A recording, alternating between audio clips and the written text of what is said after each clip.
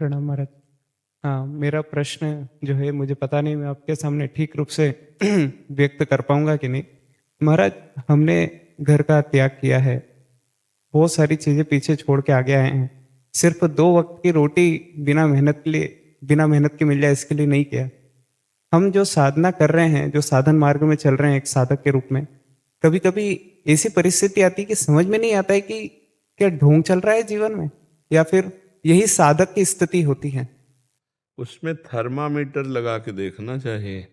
जैसे बुखार है कि स्वस्थ है, थर्मामीटर से पता चलता है ना। तो अपना जो थर्मामीटर है वो हम अपने अंदर ही डालकर देखें कि चल रहा है कि नहीं। महाप्रभु चैतन्य देव जी ने कहा कि तृणादपि सुनीचेन,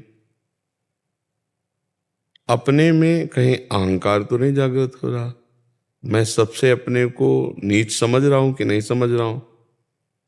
दूसरी बात, तरोरु सहिष्णुना, तो हम काम के वेग को सह रहे हैं या काम की क्रीड़ा कर रहे हैं। हम भूख के वेग को सह सकते हैं, हम प्यास के वेग को सह सकते हैं, हम नींद के वेग को सह सकते हैं। अगर इनको हम बार बार दुलार दे रहे हैं, इन्हीं के पोषण को सुख मान रहे हैं, तब तो पाखंड का ही पोषण होगा। हम हर वेग को यम ही न व्यथ्यंते पुरुषम पुरुषर्षभ सम दुखा सुखाधीरम स्वमृतत्वाय कल्पते, जो आए हुए वेग की व्यथा को सहज में सह जाता है, व्यथित नहीं होता और सुख दुख में समान भाव रखता है, वो परम पद का अधिकारी है, अव्यय पद का अधिकारी, वो अमृत पद का अधिकारी है। मात्रा स्पर्शास्तु कौन्ते शीतोष्ण सुख दुखदा आगमा पाइनो अनित्यास्तास्तितिक्षस्व भारत। मैं भगवान की इस आज्ञा का पालन कर रहा हूं कि नहीं। आए हुए वेगों को शांत करने के लिए भजन बल का प्रयोग करता हूं या भोगों का प्रयोग करता हूं। भूख लगी तो भूख भोजन पा लिया, अच्छा, प्यास लगी तो पानी पी लिया, नींद लगी तो खूब सो लिए, और विलासिता तो उसके भी व्यवहार हो रहे हैं, तो फिर पाखंड हो रहा है। बिन विवेक वैराग्य भक्ति बिनु सत्य न एको मानो, भगवत विमुख कपट चतुराई सो पाखंड नहीं जानो। पाखंड किसे कहते हैं? जहाँ विवेक नहीं है, वैराग्य नहीं, भक्ति नहीं है, कपट का रूप धारण करके मनमानी आचरणों में उतरना, उसे पाखंड कहते हैं। और जो पाखंड में होगा वो पाखंड की चर्चा भी नहीं करना चाहेगा, क्योंकि उसे बहुत छुपा के रख रहा है।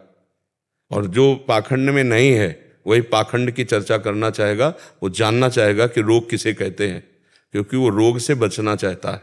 तो हमारे हृदय में दैन्यता रहे, अभिमान ना आवे, और सब विकार, सब प्रहार, सब तिरस्कार सहने की क्षमता आ जावे, और दूसरों को सदैव हम मान दें, स्वयं मान रहित रहें और निरंतर हरि स्मरण करें, तो पाखंड नाम की चीज नहीं है, नहीं है, स्वस्थ है। दूसरों से मान लेने की इच्छा है, कपट पूर्वक चतुराई पूर्वक भोग भोगने की प्रवृत्ति है, भगवान नाम जप में अरुचि है, अहम बढ़ा हुआ है, तो फिर पाखंड और दंभ का बोलबाला चल रहा है, भक्ति नहीं है। पाखंड उसे कहते हैं पाप का खंड, जो के द्वारा पापाचरण होता है, और पाप उसे कहते हैं जो संत गुरु और भगवत विमुख आचरण है, उन्हें पाप कहते। ये सब भगवत विमुख कर देने वाली बातें हैं। भगवत सन्मुख के लिए आप आचार्य और गुरुजनों की जो रहनी थी और जो उनका चिंतन था उसको आप देखिए। सर्वसमर्थ श्री पूज्य रघुनाथ दास गोस्वामी आदर्श महापुरुष है। कैसे भजन किया, जगन्नाथपुरी से लेकर राधा कुंड तक। हम महापुरुषों के जीवन चरित्रों में जब अपनी चित्तवृत्ति लगाएंगे तो जो अगर कहीं आशंका भी होगी पाखंड दंभ की, वो भी नष्ट हो जाएगी। ये तो खुली बात समझ लो कि भगवान के चिंतन के बहुत अच्छे उपासक हो जो आप इस बात को पूछ रहे हैं। भगवान के चिंतन के लिए हमने सब कुछ छोड़ा है। अब हमारा कोई कर्तव्य नहीं, एक ही कर्तव्य है, निरंतर भगवान में स्थित रहना। वो ठाकुर सेवा करके, ग्रंथों का स्वाध्याय करके, संत सेवा करके, नाम कीर्तन करके, वो ये सब हो सकते हैं अभ्यास, लेकिन हमारा लक्ष्य क्या है?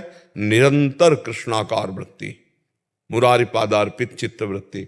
अब हम लोग फिर व्यवहार में भूल जाते हैं। ठाकुर जी को भोग लगा, अच्छा अच्छा पदार्थ पाया, भगवत विस्मरण, और फिर जब वेग आएंगे तो भजन है नहीं तो सह नहीं पाएंगे। फिर वेगों की पूर्ति करनी, और वेगों की पूर्ति हुई तो बस हो गया पाखंड। निवृत्ति का बोर्ड लगाए हैं और प्रवृत्ति के हर आचरण है तो पाखंड नहीं हो गया जी। निवृत्ति मतलब निवृत्ति। आप आचार्यों के, गुरुजनों के पावन चरित्रों को पढ़ करके देखिए, निवृत्ति मतलब निवृत्ति। तो हमारी निवृत्ति परक वेशभूषा है, तो आंतरिक भी निवृत्ति परक ही वृत्ति रहनी चाहिए।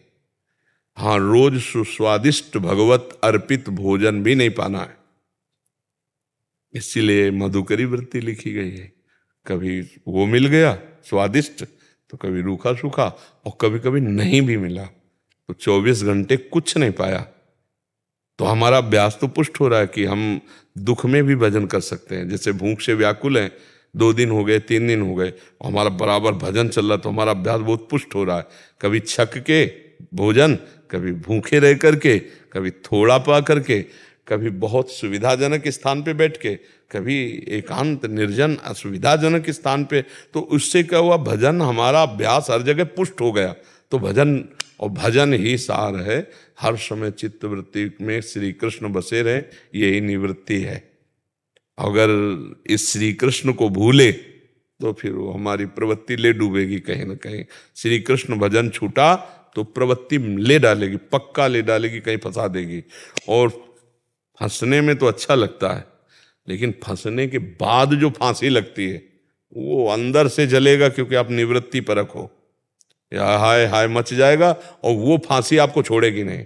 जिस फांसी में आपने सुख बुद्धि की, वो फांसी नहीं छोड़ेगी। मतलब जीवन का परिणाम बहुत ही दर्दनाक होता है जो निवृत्ति से दंभ पाखंड करके प्रवृत्ति का भोग करते हैं। इसलिए बिल्कुल वो कोशिश करे भगवान के आश्रय से कि जैसी चदरिया दी वैसी की वैसी रख दी, गंदी नहीं की। नहीं, चदरिया झीनी रे झीनी, जैसी की तैसी ये जीवन अब प्रभु का धरोहर है, अब आप इसे भोग नहीं सकते। प्रभु का धरोहर, बस इसको जिलाइए, इसको रखे रहिए जब तक रख रहे हैं। ऐसे रखना है इसको, जिलाना है इसको, ना इसे तगड़ा करना है खा के, ना इसको सुखाना है, जिलाना है। जितना जैसा दिया वैसे वापस, चदरिया जैसी की तैसी धर देनी। तो मिताहार, भोग नहीं, पवित्र जीवन, शांत जीवन और अकिंचन जीवन। और जब तक भगवत प्राप्ति न हो जाए तो प्रचार प्रसार के भी चक्कर में न पड़े। अगर सच्चाई की बात समझनी है तो अगर भगवत प्राप्ति नहीं हुई, भगवत प्राप्ति जिधर्म दृष्टि डाले कृष्ण ही कृष्ण वासुदेव स्वरमिति, अंदर कृष्णाकार वृत्ति, कोई इच्छा नहीं, वो तो अपने को पता चलता है ना। तब फिर अपने आप प्रचार होने लगेगा आपके चरणों में। जैसे कमल खिलता है तो भंवरे गुंजार करने लगते हैं, ऐसे भक्तजन अपने आप घेर लेंगे। पर जब तक भगवत प्राप्ति नहीं होती तब तक प्रचार प्रसार के चक्कर में नहीं तो हम जहाँ प्रचार करने जाते हैं वहाँ प्रसार है माया का, और हमारी स्थिति मायातीत है नहीं, माया विजय ही नहीं, वो घसीट लेंगे। जैसे हम किसी डूबे हुए को निकालने जाएं और अच्छे तैराक नहीं है तो वो डूबने वाला पहला काम करता है निकालने वाले को डुबाना, क्योंकि वो सांस लेना चाहता है ना। ऐसे ही माया आसक्त जीव, जब आप उनको भगवत चरणारविंद की तरफ ले जाने के लिए प्रेरित करेंगे तो वो आसक्त चित्त आप पर आसक्ति का जादू डालेंगे। आप अनासक्त हो, खिलाड़ी हो तो बच जाओगे, नहीं तो फिर उसी आसक्ति के दलदल में, और एक बार भोग रूपी दलदल में साधक गया तो दोबारा फिर निकल नहीं पाता। बहुत है भगवान ही कृपा करे तो निकल पाए, नहीं उसकी तृष्णा, भोगे हुए विषय को बार बार भोगने की तृष्णा उसे गिरा देती। अब फिर नवम भोग, बहुत दुर्दशा हो जाती है। इसलिए भगवान से मनावे और दूरी भागकर ऐसी परिस्थिति में रहे कि जब तक भगवत साक्षात्कार न हो। चैतन्य महाप्रभु ने भी कहा कि जीवन सार्थक करी कर पर उपकार। जब तक जीवन खुद का सार्थक, उपकार किसका होगा? यही खास बात, बहुत मतलब बुद्धि शुद्ध है तो बढ़िया, सारथी बढ़िया है, रथ निकल जाएगा। और नहीं तो प्राय बुद्धि फंस जाती है इन्हीं बातों में, क्योंकि अच्छे अच्छे भोग ठाकुर जी को लगते हैं। तो रसेंद्री तृप्त भगत जन आते रहते हैं, तो व्यवहार फिर धीरे धीरे जनेन्द्रीय में, फिर वो धीरे धीरे फिर मन शांत हो जाता है। मन शांत का मतलब आध्यात्मिक की तरफ नहीं उसको जलन होती, लगता है ठीक है यार चल रहे हैं, वो बैलेंस बन जाता है भोगों का, और फिर वो बस इतना मलिन हो जाता है कि वो कहता है ठीक है यार चल रहे हैं। जो अच्छा साधक होता है थोड़ी भी गलती पर हाय हाय मच जाता है, ऐसा कैसे हो, हे भगवान हे करुणा निधान बचा लो मुझे, मैं ऐसा ऐसे हो, और उसको फिर ये भी नहीं लगता कि बचा लो, ठीक है ऐसे। वो है पाखंड, वो है दम्भ, चल तो भी रहा लेकिन पाखंड और दम्भ में।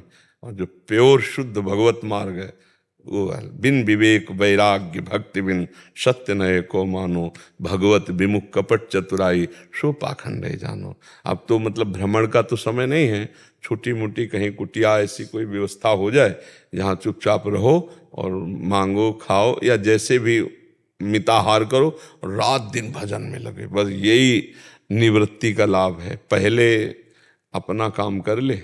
महाराज, भगवान की कृपा से हम सब साधकों के बीच में रहते हैं, तो सुबह जब मैं उठता हूँ तब देखता हूँ सारे साधक हैं, तो भगवान को प्रणाम करता हूँ कि आपने ऐसी स्थिति हाँ बिल्कुल, बहुत सुंदर। कि कहीं चूक नहीं होगी, क्योंकि सब हम हमारी तरफ दृष्टि डाले हुए हैं। यही सैकड़ों साधक की जब एक साथ रहते ना, तो यही खास बात होती है कि एक का अगर मन भी भटके तो भटकने का चांस नहीं, क्योंकि सैकड़ों की नजरों में ये साधु संग का जो घेरा है ये बहुत लाभदायक। भगवान जब द्रवित होते हैं तब ऐसा देते हैं, जब द्रवि दीन दयालु राघो तो साधु संगति पाएंगे। बहुत सुंदर है।